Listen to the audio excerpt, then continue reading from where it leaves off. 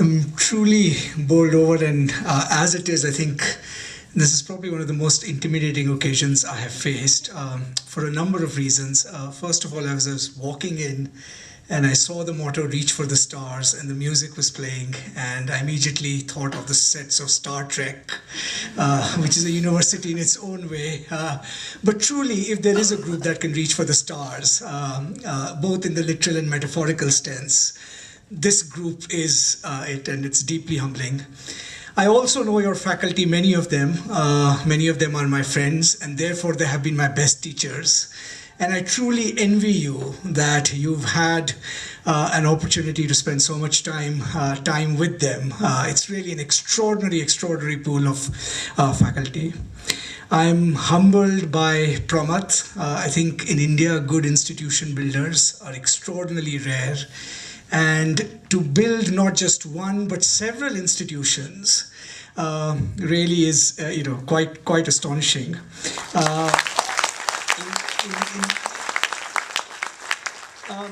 As far as really, over generous introduction of me, all that reminded me of was I interviewed for something once many years ago, and the person who was interviewing me sort of started talking about, various subjects. And then after about 2 hours, he looks at me and says, "Young man, if you're interested in so many subjects, you can't possibly be serious." So I would just take that caution to heart as well. These kinds of speeches, this kind of commencement sort of speeches, which really is an extraordinary rite of passage, and it tells you something about the way the social world works, that something invented in in 13th century Bologna or Paris has now become the kind of universal liturgy of coming of age in a very different kind of way. And since you're YIF students, I'm sure one of you at some point in your future career, particularly those who are doing in literature, will probably do a very interesting thesis on the rhetorics and typologies of different kinds of commencement addresses. There's the inspirational one, the J.K. Rowling kind of one, don't fear failure, learn from your failures, and so forth. I'm not sure I'm very good at that kind of stuff, partly because I think you have to have the moral authority to be able to do that kind of speech. Then there's the kind of speech which basically, falls in one of two categories. There's the one kind of speech which says, this is the inheritance the older generation is leaving for you. And I've often discovered that this rite of passage is not about you. It's actually about us, the teachers and so forth, kind of reminding ourselves about the ways in which we have failed or the kind of limitations to what we could bequeath to you. So there's the kind of inheritance sort of speech. This is what we are leaving for you. Or there's the kind of lament, which is, this is how we have failed, how this generation finally has the opportunity to make good on the social world, build a kind of society that none of us were able to build. And if you don't build it, nobody else will. And, and I think demographically it's true of India that this is probably the generation that will make or break India, probably India's kind of last chance at getting its act together in some ways. So what kind of speech am I going to deliver? I promise you it won't be a very long one. The only thing worse than standing between you and dinner is standing between you and your certificates. But what I thought I would do in the next few minutes is not so much tell you, sort of where, what kind of inheritance you're leaving, what the challenges is and so forth, but just try and string together some reflections on what kind of historical moment the current moment represents.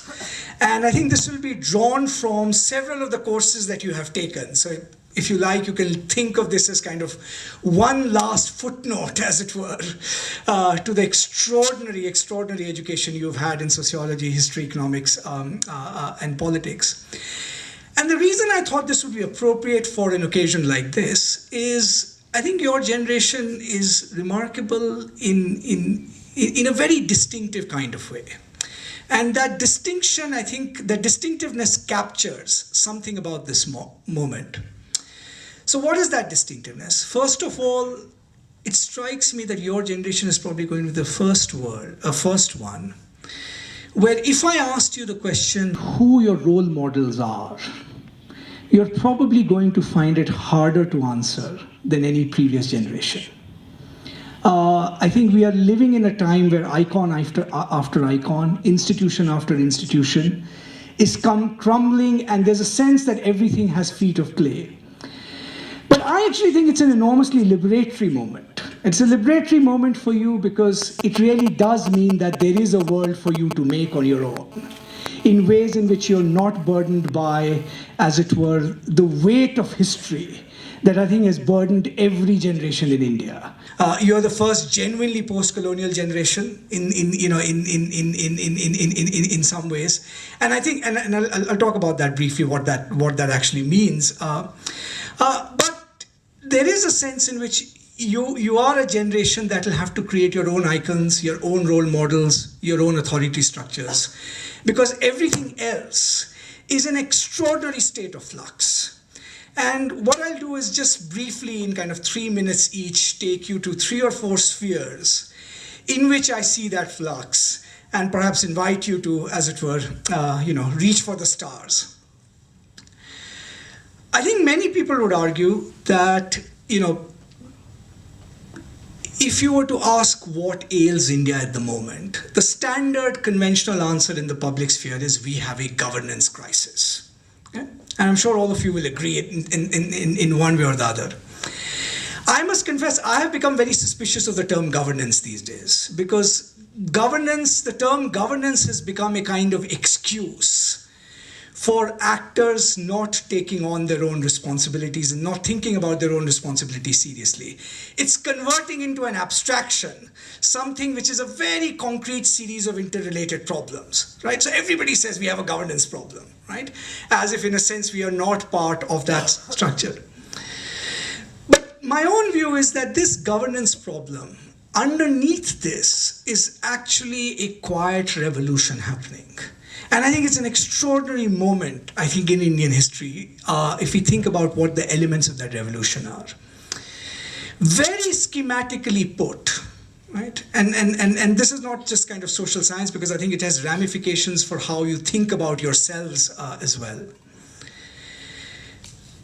India's governing structures, including the state that we had after independence, was basically founded and run on 4 principles that are completely collapsing, and I think for the good.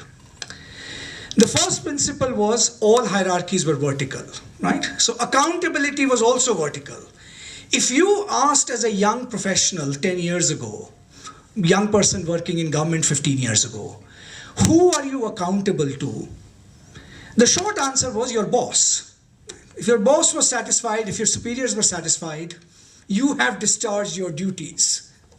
In some notional sense, the sovereign people are the ultimate superior, but only in a very abstract, distant sense, right? So all our structures of accountability, right, which shape who we are, which become the implicit peer group, who am I trying to please, were all vertically and hierarchically arrayed. The second principle of that state was relative monopoly over information, right? Not just the fact that it could keep secrets, but the fact that it was the prime site at which information was produced, right? If your water was poisoned, right, and if the state didn't tell you, maybe somebody else might, but the chances were there wasn't a strong civil society and so forth. You might not know that at all, right? Now, not only cannot keep secrets, right? The fact is that society has reached a point where it is acquiring a much deeper social self-knowledge about itself, being generated outside of these formal structures of the state of any kind, right? And you, in a sense, are part of this generation of self-knowledge. I mean, in a sense, this program is an extraordinary example of that. Universities will give regulatory permissions. It'll take 3 years, 4 years. Let's just go ahead and do it. Build a program. Right? So the balance of information and knowledge is, in a sense, undergoing a revolution of a very, very profound kind. Right? The third principle, which went with secrecy and vertical accountability, was, of course, centralization, right? And these three form a very nice triad. You can run societies centrally only if societies don't have as much knowledge, because you can control them. You can run them centrally, right? Only if power, as it were, flows from top to bottom. I mean, in a sense, you can control all the subordinate parts of this society through some kind of hierarchical structure, right? And the fourth thing that went with that, which is, an interesting intellectual challenge, was that all states require discretion. You can't run a state without discretionary power. Otherwise, you could put robots there who would run out mathematical formulas and say, this is the optimal decision. But the question is, when you exercise discretion, who do you justify that exercise of discretionary power to? Right? Do you justify it to your boss? Who do you justify it to? Right?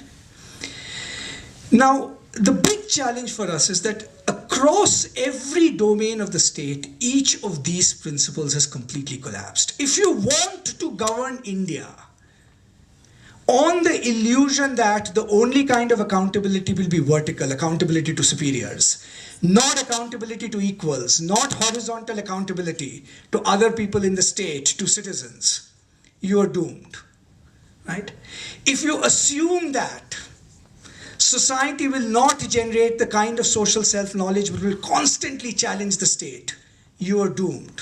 Or if you assume that the state can keep secrets, you're doomed, right? One thing the state still seems to assume a lot, right? If you assume that structures of authority, right, are now, arrayed in this nice Weberian hierarchy, you are doomed. And if you assume that you can exercise pure discretion and not have to justify to a very diverse array of constituents, you're doomed. The problem is that our old system, right, the body of the car we are inhabiting, still is designed largely for those four principles, right? But the energy in society, this extraordinary revolution you're seeing, right, have made those principles obsolete. Okay? Now the second set, I'll just go to sort of 3 or 4 revolutions kind of quickly and then try and tie it together. The second change, and I hate to say anything in kind of Amita Bhaviska's presence of this, she's much more equipped to speak about this than I am, and I've learned a lot from her work, is that of course we are in the midst of a very profound social transformation. Right? You just have to look at some raw data, just cursory glance at NSS, right, to just see the picture of India in flux and change. Most of you know the most significant fact about higher education is that female enrollment in higher education has crossed male enrollment, right? It's higher than 50%. In fact, male enrollment has actually been flat for about 20%, for about 20 years, right? In fact, we are beginning to talk about a male ceiling on enrollment in higher education, right? But the participation of women in the workforce is increasing only very, very incrementally. So when employers ask the question, where are India's best graduates? There is a shortage of talent. The short answer is your best graduates are still not coming on the job market, or a lot of the very good ones are not, right? Which will require a very different kind of solution, right, than a simple kind of supply side solution, which says all you need to do is churn out more graduates and somehow this gap will be bridged, right?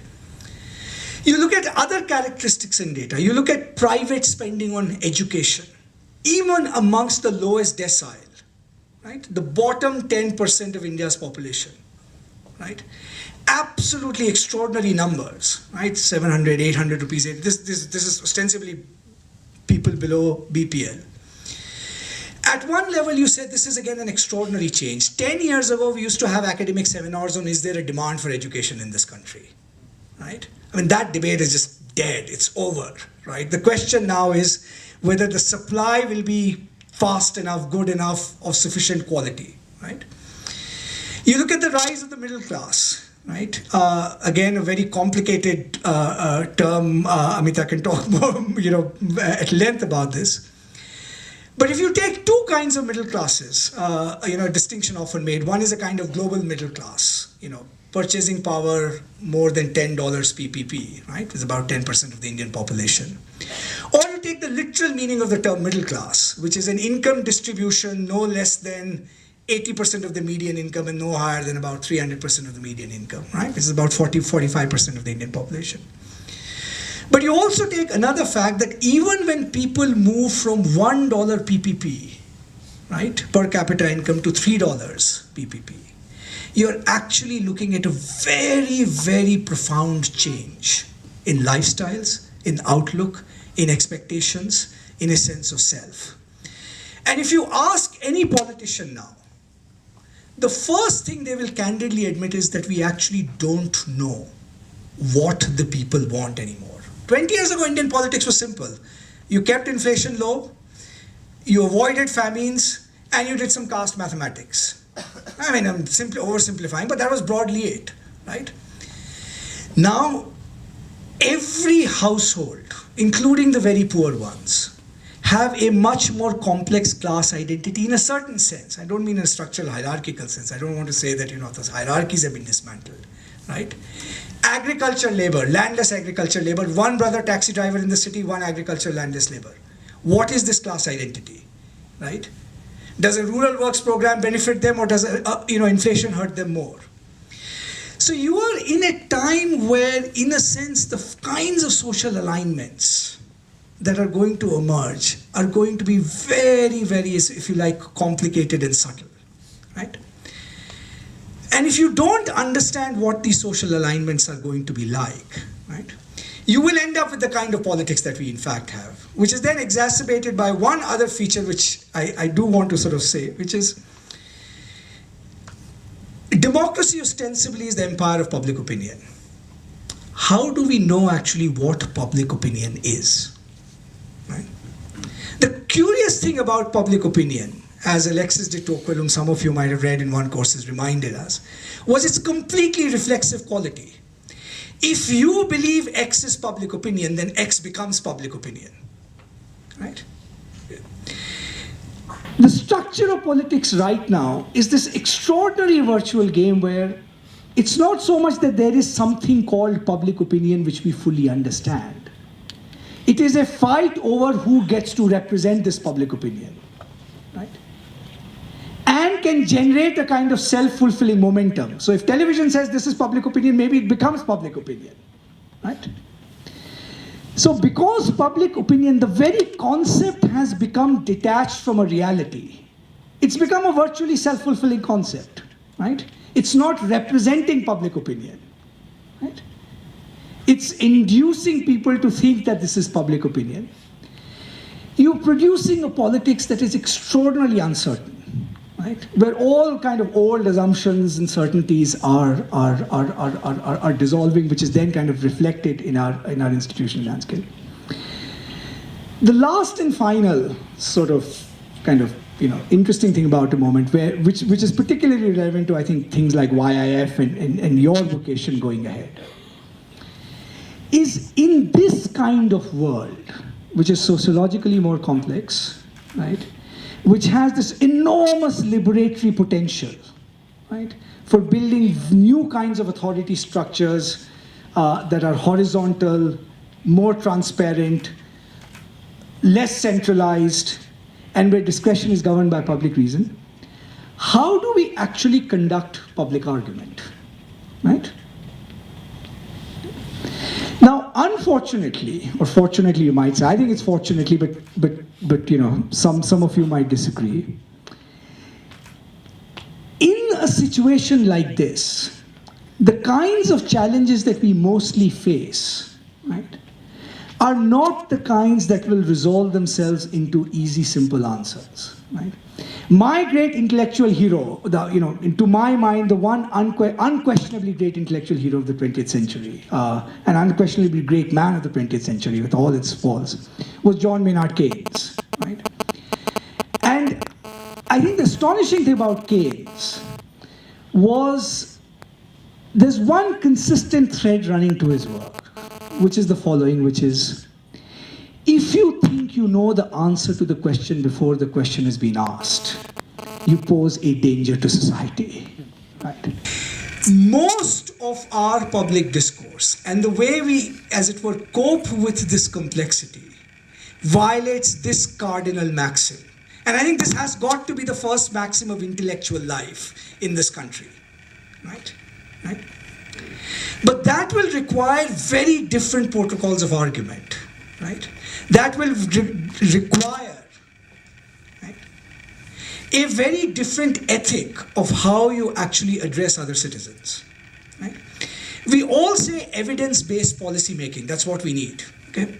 And I can assure you, I mean, you know, having had a seat in an institution which sort of pretends to do some, you know, evidence-based stuff occasionally once in a while, of course we need evidence-based policy making. But what is interesting is that evidence in most argument is, as Michel Foucault once said, it's used as a tool for cutting others down, not as a tool for understanding. Right? Think of the use of data in public life. Your favorite table versus my favorite table. Right? Your favorite regression versus my favorite regression. Right? What we have done as a society, and which is what makes, I think, our intellectual, you know, responsibility even greater, is we have given these tools to our students. Right? These tools are available, and many people are extraordinarily sophisticated in using them. Right? But what we have not given them, not given with them, is the disciplined responsibility that goes with actually using these tools. These are not tools for a sword fight. These are not tools for fencing matches, right? Where the idea is, or the artistry is in cutting an opponent down.